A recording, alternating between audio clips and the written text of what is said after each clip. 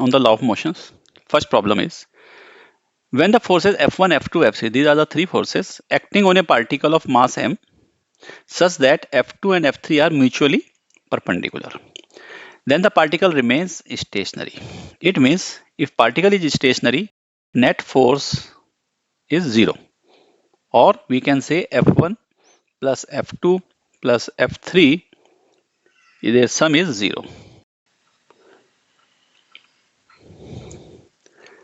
We draw the diagram to display the forces. These forces are F2 and F3 are mutually perpendicular. So this is F2 and this force is F3, and F1 is somewhere here. F2 and F3 are mutually perpendicular, and these forces are balanced. That means net force is zero. It means we can say sum of F2 plus F3 is equal to minus of F1. This means the sum of F2 and F3 is in the opposite of F and equal in magnitude. This is minus F1. Now question is, if force F1 is removed, suppose this force F1 is removed, it means remaining force is minus F1. Then the acceleration of the particle is, if we remove F1, F1 is removed. This implies that remaining force is F2 plus F3, and that is equal to, we say it is minus F1. This implies that magnitude of remaining force is equal to magnitude of F1. So acceleration will be equal to F1 oblique, net force is F1. We can write magnitude without mod and arrow. This is the magnitude of the F1 and divided by the mass of the particle, that is m. Option A is correct. Next question. Two forces are such that, they are the two forces, such that sum of their magnitude is 18 Newton. Let two forces are, suppose these are P and Q, and their sum is 18 Newton. This is the first equation. Their resultant, which has magnitude 12, and their resultant has the magnitude 12, is perpendicular to the smaller force. We know the sum of the two forces is R equal to square root of P square plus Q square plus 2PQ cos theta, where theta is the angle between P and Q. This we have already done in the scalar and vector chapter, where sum of two vector using the parallelogram method, where there we have described this, and angle between them is tan alpha, that is equal to Q sin theta by P plus Q cos theta. This is the resultant vector, and this alpha is the angle made by resultant vector R with vector P. Here question is saying that angle, that resultant is perpendicular to smaller force. It means it is resultant, this is smaller force. It means P is less than Q, and angle in this condition, angle alpha is 90 degree. Using this we can write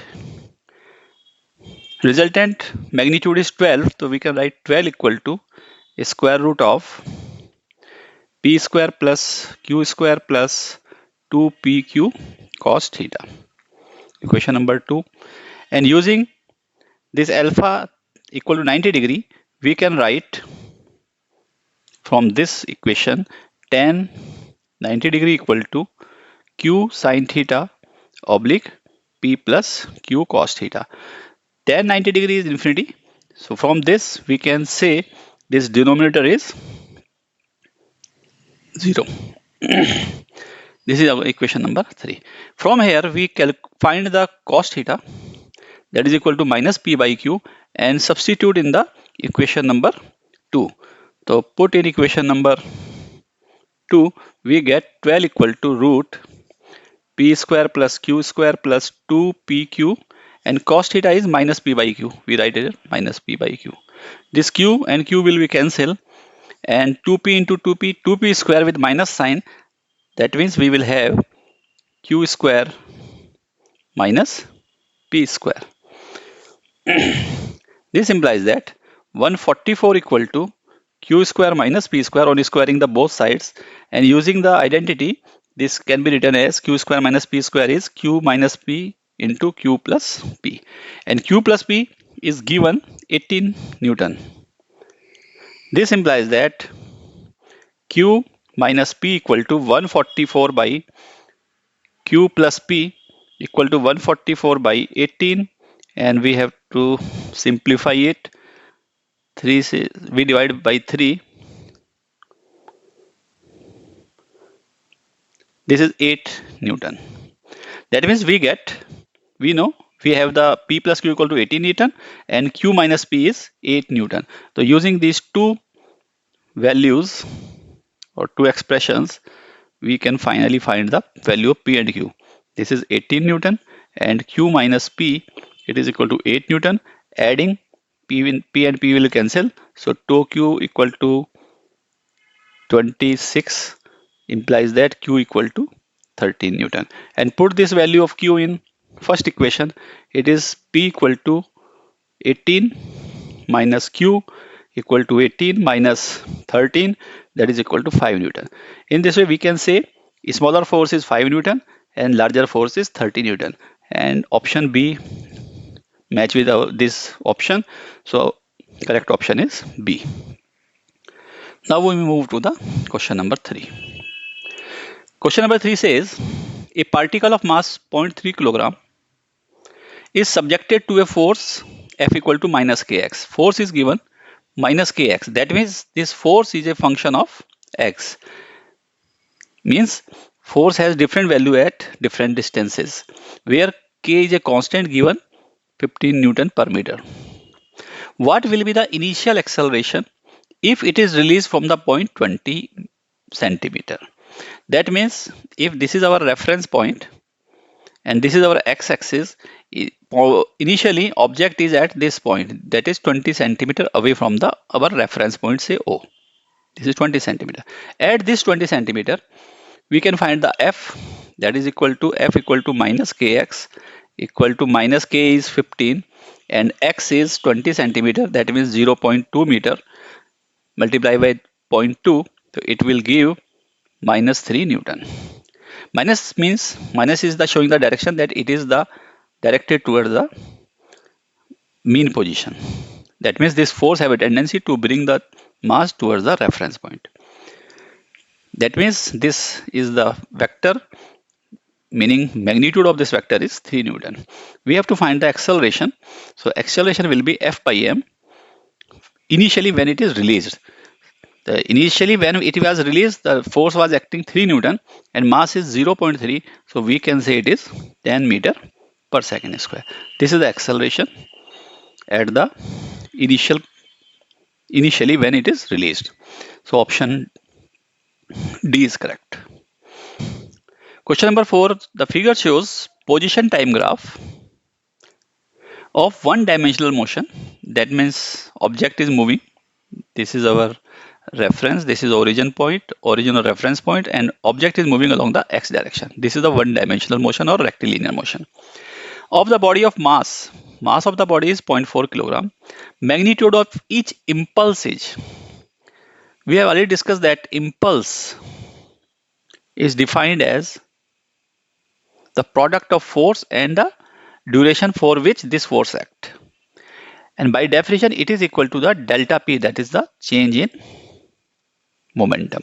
Meaning, impulse is equal to the change in momentum. So using this relation, we have to find the change in momentum that will be equal to the impulse. And change in momentum is P1 minus P2. The object is moving in this way. That means it is a straight line graph and it is a inclined straight line. That means object is moving at a uniform speed. From 0 to 2 seconds, object is moving in the uniform speed and it is going away from the origin. That means P1 is mass into velocity, and mass is 0.4 kilogram, and velocity is, we know from the position time graph, slope of position time graph gives velocity. The slope of this first graph is equal to V1 and it is equal to, slope means tan theta. If this angle is theta, then slope will be tan theta, and tan theta is perpendicular by base. Perpendicular is this 0 to 2 and base is 0 to 2, that is 2. It means it is 2 by 2, that is equal to 1 meter per second. Similarly, V2 is also the slope tan theta. Now this is the also a straight line which is inclined, but slope is negative. So we can write it as minus 2 by 2, that is equal to minus 1 meter per second. Hence, P1 equal to 0.4 into 1, that is equal to 0.4 meter kilogram meter per second. And P2 equal to also mass into velocity, and mass is 0.4, velocity is minus 1 meter per second. That means it is equal to minus 0.4 meter kilogram meter per second. So from the formula of impulse, we can calculate that change in momentum is P1 minus P2. P1 is 0.4 minus and P2 is minus 0.4. So it is equal to 0.8 kilogram meter per second. It can also be written in the form of Newton second, because Newton is kilogram meter per second square. So we can also write it as Newton second. So option B is the correct option. Next is question number 5. A particle is moving in a circular path of radius A under the action of an attractive potential U, that is given minus k by 2r square. Its total energy is, the potential is given minus k by 2r square. So force which results this potential, that is the conservative force, it will be minus du by dr, that is equal to minus d by dr of minus k by 2r square, and minus k by 2r is a minus k by 2 is a constant term, so it will be taken out and minus minus will be plus. That means it is k by 2 into d by dr of 1 by r square. It can be written as k by 2 into d by dr of r raised to power minus 2. Using the formula of differential that of x to power n, it is nx n minus 1 n minus 1. So it will be equal to k by 2 n, that is minus 2 into r, and minus 2 minus 1, that is minus 3. So we can write it as minus k by r cube. Because particle is moving in a circular path, so there will be a centripetal force, and this force will act as a, this which force we have calculated is will act as a centripetal force. Therefore, centripetal force is, in terms of magnitude, is mv square by r, and it will be the equal to the magnitude of minus k by r cube. Minus refers that it is pointing towards the center of the circular path. So we can write mv square equal to k by r square, because one r will be cancelled out and it will be r square. And half mv square equal to, we can write half k by r square, that is kinetic energy is equal to half into k by r square. Now we have the formula for potential energy, equation number 1, and kinetic energy, equation number 2. To find the total energy, we have to add these kinetic and potential energy. We will get minus k by 2r square plus k by 2r square, that will be 0. So we can say that option C is the correct option. Next, question number 6. Two forces P and Q of magnitude 2f and 3f respectively at an angle of q, or we can say it is a theta, with each other. If force q is doubled, their resultant is also doubled. Find the angle theta. So using the equation for the sum of two vectors, magnitude of the resultant vector r equal to root p square plus q square plus 2pq cos theta. This same formula is given earlier question. If another part, Q is doubled. That means if Q is doubled, resultant is also doubled. So 2R square. Now resultant is 2R square if Q is doubled. P is same, P square plus 2Q square plus 2P into Q, यानी कि 2Q, 2P into 2Q because Q is doubled and cos theta, angle is same. So we get the two equation, and now using the two equation we have to find the angle theta.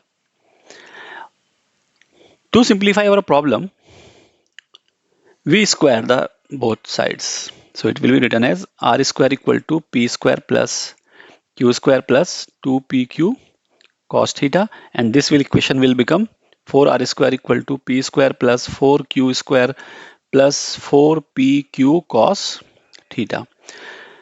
We have to equate these two equations, so we multiply this equation with 4 and then equate. On multiplying with 4, it will be 4r square equal to 4p square plus 4q square plus 8pq cos theta. And now we equate these two equations because left hand side equal to left hand side, so right hand side should also to the right hand side. That means 4p square plus 4q square plus 8pq cos theta will be equal to, or should be equal to, p square plus 4q square plus 4pq cos theta. 4q square will be cancelled out, and we bring this p square left side, so it will remains 3p square plus, and this is 8 and this is 4, that means 4pq cos theta, it will be 0. This implies that cos theta is equal to this 3p square will be taken on right hand side, minus 3p square by 4pq. This p and p will be cancelled, remaining is minus 3p by 4q. And now p is given 2f and q is given 3f. We put the value minus 3 into 2f by 4 into 3f. F and f will be cancelled. 3 and 3 will be cancelled. 2 is cancelled by this, remaining is 2. That means finally we will get minus 1 by 2. Cos theta is equal to minus 1 by 2. This implies that theta equal to 120 degree.